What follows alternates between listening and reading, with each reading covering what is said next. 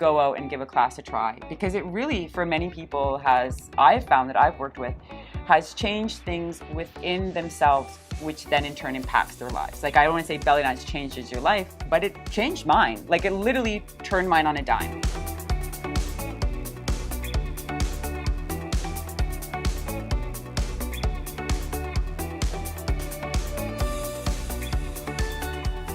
Welcome back to another episode of the Succeed Against the Odds Show. Today, as my guest, very, very awesome, extra special guest, I have here Nicci Marsh of the Realm Dance Studio. Hi. Welcome, Nicci. I'm super excited to be here with one of my favorite people, Francesca. Yay! Super inspiration to me for a really, really, really long time. Okay, so Nicci, you have sponsored your location for me to shoot a couple episodes of the Succeed Against the Odds Show. Yes. And I'm super grateful. And I also wanted to spotlight you for being so gracious. And also because I've known you for a long time. How many years have we known each other? 10 years. 10 years. 10 years? I know. 10 years. Okay. So I've known you for 10 years and I've seen your journey over the last 10 years. So a lot has happened since I first met you. Mm-hmm. So for our audience who may not know who Nicci Marsh is and where Nicci Marsh comes from, can you tell our audience what you do today? And then we'll talk about how you got to what you do today. Okay, so today I run Abbotsford's Home for Bellydance, the only Bellydance studio in the Lower Mainland that is basically left, because a lot of the Bellydance studios that were before are not really around anymore. And I teach full-time Bellydance classes, and I perform throughout the Lower Mainland in private functions, corporate functions, theater productions, special events, all that stuff. Yeah, that's what I do now, all the time, every day. And your background was in corporate. My background was in corporate. My background was in administration, specifically upper level management, principal engineers, writing documents, reports, and contracts. Before I discovered Bellydance. Before you discovered Bellydance. Yeah. So what got you interested in Bellydance in the first place? Because you were going to work, you had an office job. What was that? What perked your interest in trying it in the first place? The honest answer that nobody likes to hear, my butt was getting big as I was sitting in the chair every day typing. And I'd always been in dance, always loved dance, but I hadn't done anything in a really long time. And so I was like, oh, I want to do something different. I didn't want to go back to the gym. And I had always had an interest in belly dance. I'd seen it as a kid, like anyone, in restaurants or something like that. And so I started doing searches for belly dance that would be between where I worked, which was in Vancouver, and where I lived, which is Abbotsford, which put me in line with my first two teachers, which was yourself and Zelia. And so I decided I'm going to go take this class, and I went and took the class, and I was head over heels crazy about it, and dove into it to the point where I kind of didn't want to go to work anymore. So I stopped going to work. I decided to go to belly dance. Why not, right? Exactly. It was straight up. It was an internet search that I called a few people to, and it was finding the right fit for me, which I think is really important. The right teacher for me to give me exactly what I needed. Mm-hmm. Yeah. And now you're a full-blown studio owner. You have classes, you perform. Yes. Now, because not everybody who follows the show knows my background, my dance background. I used to have a dance studio, and Nicci was one of my students. And I remember your first performance, and you remember better than I do, because it was your performance, your experience, where you were absolutely terrified, but you pushed through. And I admire that, because I've had a lot of students over the years, and a lot of times people held back and never made that step to get on the stage and try it out in spite of their fear. You managed to go through that fear. You were vomiting. Oh my gosh! Right, while you were curling your hair. It was horrible. It was. I was throwing up right before we went on stage, and in fact, the Kim who introduced us, she literally had to push my butt on stage because I was just completely paralyzed by it. And I actually do not remember anything about that performance, which was Tabby Tabby, like on stage. But I do remember the very end where I posed for about 2 seconds and then dropped my arm and went, yes. And then went, oh, I'm still on stage. Yeah. Yeah. So what did that do to you the second time? Like after having gone through that major fear? The fear of the performance fear lasted for a really, really, really long time. Probably the first couple years. And still now, I actually definitely get the performance fear now. It's just different. I call it something different, which makes it more of an empowering thing than less a fearful thing. But for the first couple years, getting through, it was the people that I danced with. It was the girls in Jahara. It was the community that was like, okay, every time it's going to get a little bit better and I don't let my teammates down and we're all in this together. That is what helped me get through it. And then hearing other people talk about how they also had this same stage fright and how they harnessed it. And so it's still a process. I still get nervous. And sometimes the smaller performances are much more terrifying than the bigger ones. So you still go through it. It's just finding a way to make it work for you, not necessarily imprison you. I don't like being held by confined rules, so that became a rule that I didn't like. So what do you tell your students now that you have your own students? What do you tell them when they go, oh, no, I don't want to get on stage? I'm sure you get some. It's like, I just want to dance, but I don't want to perform. Yeah. Okay. So luckily for me in that category, so I don't have a performance option for any dancers that have been dancing with me under 2 years. So in the first 2 years, they don't even really get a performance opportunity because I feel that they're still figuring out how to move left or right, and they don't even feel. And I didn't get to perform. I was over a year before, almost a year and a half before I was on stage. So I appreciate that process. Once we get there, then it's like I let them know that it's the fact that they're just doing it is okay. And if they know, we go through all the rehearsals and the practices and they know it, they're going to do it on stage. And it doesn't matter what they do out there. I absolutely will applaud them just for taking those steps on the stage, like just for going out there and walking through the process. I also believe in them learning how to work through the mistake, which I credit all my teachers for, because they all said, don't stop, just work through it, just go through it, and you'll eventually learn how to recover so quickly that anyone that does notice a mistake is going to be way more impressed with how quickly you regained yourself and got back into the game than they will your mistake. And so I find that has helped them do that. And when they really do, and sometimes we can't, they're just like, I'm too terrified, and I'll say, whenever you're ready. And when they're ready, they can come to me and say, I want to do it now. And I'm like, oh, we got nothing right now. Or we got there something. You go. You can take classes with Nicci, and you don't have to perform. You don't have to perform. Yeah, so it's not. You don't have to. It's not mandatory. No, yeah, and you don't even get choreography until you're specifically in a choreography class.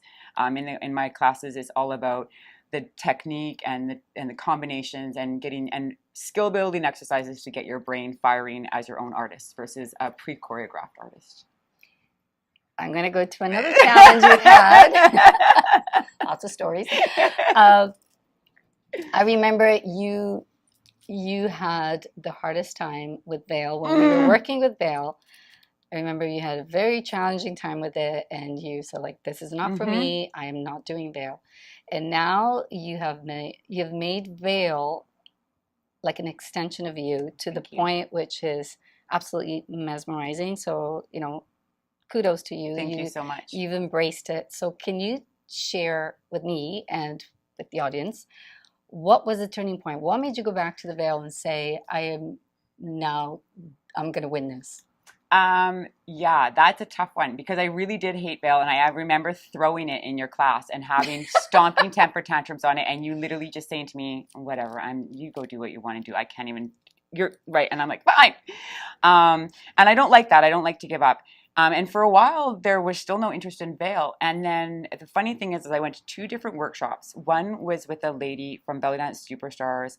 And all of a sudden her name has escaped me, but she was a beautiful dancer, and she had this technique of taking the veil and balling it up in a tiny little ball, so it was all wrinkly. And then we were to take that and walk and dance with it, and then all of a sudden just release it and throw it. And the magic of this veil just exploding and it not being perfect was, I went, ooh, I like that. It's messy. And then there was another dancer from the States, Ruby, who her approach to veil was so athletic and so, I call it volatile. It was like she was having this complete conversation with her veil. That was another dancer that really made me want to grasp it. The key dancer that really, though, made me go, was a lady who was in the Mita show. And I'm afraid to say her name now because I've said it once wrong before, and I feel like I'm going to say it wrong again right now for some reason because I'm on the spot. And she was from Seattle. And when she threw the veil up into the air in this one arcway, it literally stalled time. And then the veil went and started moving again. But she was still moving underneath that veil. And it was like magic. And I thought, oh, I want to be able to do that. And so those three people just allowed me to approach it from a completely different perspective of it being messy and creative. And there was no wrongs or rights. And it was about the shapes, not about what we were supposed to do as an entrance. Or, you know what I mean? Again, no rules. That's no rules. And now I have rules, but and I also approach it from the athletic side. So those kind of things made me go, oh, you can do it this way. Now it's, I do want that other aspect to it, but the ability to somebody say, just play with it and see what happens and see what shapes you create and how you can do it. And can you duck underneath it? And so what if it lands on your head? What happens if you kept moving? And now I love veil. It seems like most of your performances use veil. They have been recently, and actually it's really interesting that you say that because the tough part for me is I don't want to be pigeonholed. I don't want to put myself in a pigeonhole, and I've struggled with that because I don't want to people think that's the only thing I know how to do. But at the same time, I want to embrace it and master it and make it something that people know me for doing it. So it's become this fine line for me. And I think about like the last year and a half, I've struggled with it a little bit. Should I do a veil piece? Because I just did one, but then I'm really drawn to it and that's what people like. So I do think that it has become something I do a lot because it is something that people like to see and I am trying to master it. But I do as well need to remember that there are other things than veil.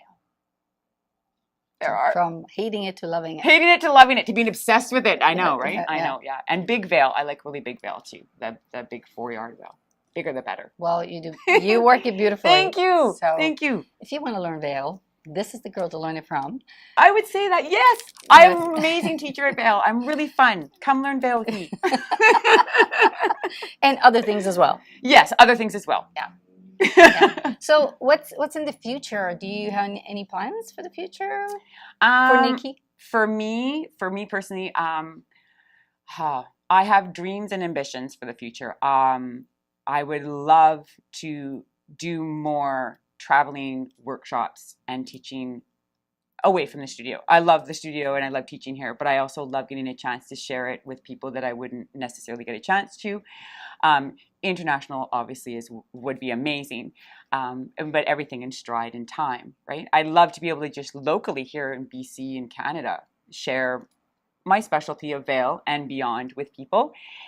Locally here, I am in the works right now working with trying to create some community projects that are actually cross dance styles and cross community boundaries. So hopefully in the near future, you'll see some interesting shows coming out of some community projects out of here. Cool. That's all I can say about that because I said I wasn't going to say anything. Yeah, and I didn't ask you about that. I know she didn't even ask me, but I couldn't help it. I can't keep a secret to save my life. Well, there you go. When I know more, you have to come here to the studio. Yeah, and get it out of you. Exactly. Yeah. And then other than that, just summer break is off for summer break. And then in September, back to regular scheduled classes, all levels, intro, intermediate, and advanced, and performance and non-performance. And possibly for the new year, maybe some youth classes. Yeah. Cool. And you teach props outside of veil as well? Yes. Sword is another one that I really, really love. I think that sword is magical and beautiful and very powerful. And then just the art of dance, improvisation and fusion is the other thing that I really love too. Yeah. Cool. So what would you say to someone who's watching this and says, maybe I'll give Bellydance a try? Come give Bellydance a try. Why should they try it? I absolutely, if you're considering, if you've been ever wondering about taking belly dance, I think that any woman or any person who's ever considered belly dance should try it in any area that you're in. Look up a teacher, go out and give a class a try, because it really, for many people, I've found that I've worked with, has changed things within themselves, which then in turn impacts their lives. Like, I don't want to say belly dance changes your life, but it changed mine. Like, it literally turned mine on a dime, and it's given me a lot of ways to deal with life sometimes, and life's therapeutic stuff that you need. You need to dance it out. So when I see somebody that says, oh, I've always wanted to try belly dance, I usually say, well, why haven't you? And if they, oh, this and that, I'm like, just try it. Go out and try it, because once you do, you will most likely want to do more of it. And a lot of studios, myself included, and a lot of teachers often offer some sort of incentive for the first class. For me, my first class is always free. Doesn't matter what time of year it is and who you are. If you want to come and try me as a teacher, your first class is free, because you've got to get to know me and I've got to get to know you, and we've got to make sure that our fit is right. If we mold well together, great, we're going to have you're going to want to stay. Maybe you don't, but maybe I know somebody that you do. So sometimes a teacher will recommend another teacher. So I say, get out there and try it. Find a place, go try it. You don't need anything. Most teachers have belts on hand. They have, all you need is, you just need to bring yourself and come out and try something different, because you will like it. You'll love it. It's a lot of fun. It is a lot of fun. It is a lot of fun. Yeah. It's a lot of fun. And it's good for your body. In many ways. It's good for your body range of motion. It's good to get you back into your body awareness, flexibility, balance, creativity, your ability to do more than one thing at once, your ability to interact with other women, and your ability, I find, also to be accepting to people that sometimes you weren't normally accepting to, or people that you wouldn't normally deal with on a day-to-day basis. All of a sudden you're in a room with them and you're sharing energy with them, and you all of a sudden are more compassionate to people that you weren't compassionate about before. I think that's about all arts, but there's something about dance that does that. So I would say, if you're looking for something different, try belly dance at the Realm in Abbotsford, Fraser Valley. It's also very gentle. So if you have any injuries, it's a very gentle way of getting your exercise and doing it in a way that it doesn't feel like you're going to the gym. Yeah, I have a little spiel that I have to say, obviously, like most people, safety form that people have to sign, but I have a little talk that I have with dancers first, and I say to them, like, you have to dance in your body today. And that's going outside of any aches and pains you may have on a regular, chronic, day-to-day basis. You could have walked out of your car and twisted your ankle on the way to the studio, and you need to dance in that body today. And not every move is going to be right for you. So if you're not an advocate for your own body, then dance might not seem good for you. But if you're willing to, and like, I have no problems if a student says, oh, I can't do that because of my hip, I'll say, cool, I'll be there in a second, let's see what we can do. But if you have to be your own voice, and it is very gentle for your body. I've healed my own back injuries through belly dance. Yeah. And Nicci's also an amazing performer. So if you're not a dancer whatsoever and dance doesn't interest you and it's something you don't want to try, whether you work in a company or you own a company, for any special events you want to hire, even for birthdays, right? Anniversaries, it doesn't even have to be for business. Exactly. Birthday parties, any type of, I've done luau's, I've done just like, we're having a party, we want to have a belly dancer, retirement parties, weddings, bachelorettes, corporate events, openings, creative shows, anything. And same with having a little gathering. Sometimes if you don't want to come to a class, but you have a few girlfriends that want to get together, you can come here for a private girls party, or I can come to you for a private girls party, and I can perform for you too. So there you go. Yeah. Full service. Full service. Full service. So there you go. So Nicci, is there anything else you want the audience to know about you, about the Realm? About me, I'm very passionate about belly dance, and I'm very passionate about sharing my journey with women in their journey. So when you come here, you're not just coming for a dance class. You are coming to be a part of something. I invest in everyone that I work with. And so I want to hear your stories, and I want to bring your stories to life, and I want to be a part of helping you go to whatever next phase you want to be in your life, whether that means you just need someone to help you let out steam, or you need to help you find what you've lost in yourself. I don't want to say confidence, because sometimes we've just lost something in ourselves and we're trying to get back to that. And the realm is a very safe space, a very all-encompassing and welcoming space to anybody and everybody. And I keep saying safe space because we are a very safe space. And there's no judgment, only growth through gentle encouragement. Yeah? Yeah. So that's all I'd like to say, really. And you should come to the realm. It's a command. That's it. Is there a story of any of your students, without sharing who the student is, where they overcame? Oh my gosh, yes. Oh my gosh. It seems I asked the right question. Oh my gosh, yes. I don't give questions in advance. She doesn't. So I did not know about this. So oh yes, please yes. do share. Okay, so I'll give it. So I've had a few dancers. I love working with private sessions with dancers. I love being with them one-on-one, because I find you get to go to a really different place with them, especially if they have projects that they want to work on, and you can take them to that place. So I've had a couple of dancers that have been working on privates with me, and I have literally watched these dancers go from having, I don't want to say no confidence, but they did not believe in who they were, or the skills that they had, or the language that they had been speaking for a long time in dance. And these are not new dancers. These are dancers who've been dancing for a while, and they just were not believing. And they'd come to me with ideas, and they worked through their ideas and really invested in themselves. Like somebody said to me, "Oh, it's really great work I've seen." And I'm like, "I didn't do that. She did. She invested in herself. All I did was shine a light where she needed the light shone, and she did it." So I had one dancer recently who literally had gone, and there's an image, and as soon as I say this, people are going to know who it is.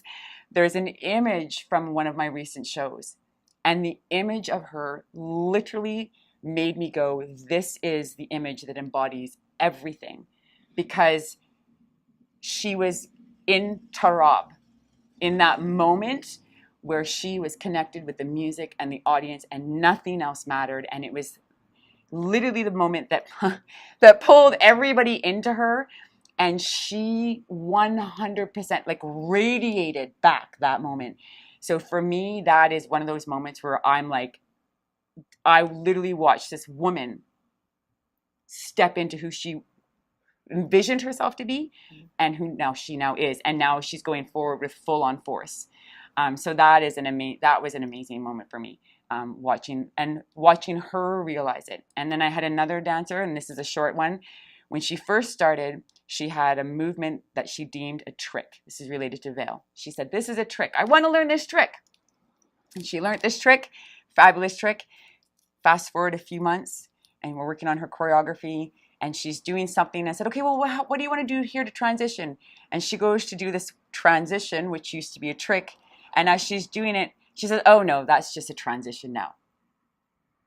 And she caught herself and went, because she realized something that she once deemed almost impossible to get was now how she just reset herself for a bigger trick. I nearly fell over. Like those were those are moments that, so yes. Did I answer that right? Yes. Okay, good. Those are moments where you can't be anything but proud, mama. And you're so excited for them because you helped them get there. You didn't give it to them at all. They did it all on their own. And when they have the aha moment, it's so huge that you're like, oh, you can't help but be excited. So those are my favorite moments. There you go. There you go. This is awesome. That's the whole interview right there. So Nicci, if people want to find out more about you, about the studio and classes and all that, how do they reach to you? So we have a really strong social media presence. So you can find us at our website is the easiest place to go, which is www.therealmdancestudio.com. Link is in the notes. And that is spelled with an A, not an E. You can also find us on Facebook at The Realm Dance Studio on Facebook or Instagram. And you can find me on Facebook under Nicci Bellydance. And I will answer any questions on Facebook or email anything you want message me and I'll get back to you. I'm usually pretty quick at getting back to people, and I'll help you in any way I can. Even if you aren't from Abbotsford and you're looking to be connected with a teacher, and you just message me and I can try to help you find a teacher in your area if Abbotsford is in your area. I totally don't mind Or they doing can that. fly you in wherever you are. You can fly me in. She's so much better at this than me. Wherever you are. Which I would love, because I would love to do workshops. That is what you just said. Know, you want to travel. So there you go. Regardless of where you are, Nicci will come to you. You can just connect with Nicci, and then you guys can do come workshops. To an agreement. Yeah, I do. I have a full list of workshops actually that I give. Actually, there you go. Yeah. So there you go. Thank you, Nicci. Thank you, Francesca. Awesome. Full circle. Full circle. This is full circle. Full circle. Yes. It really is. Thank you. You're welcome. Give me a hug.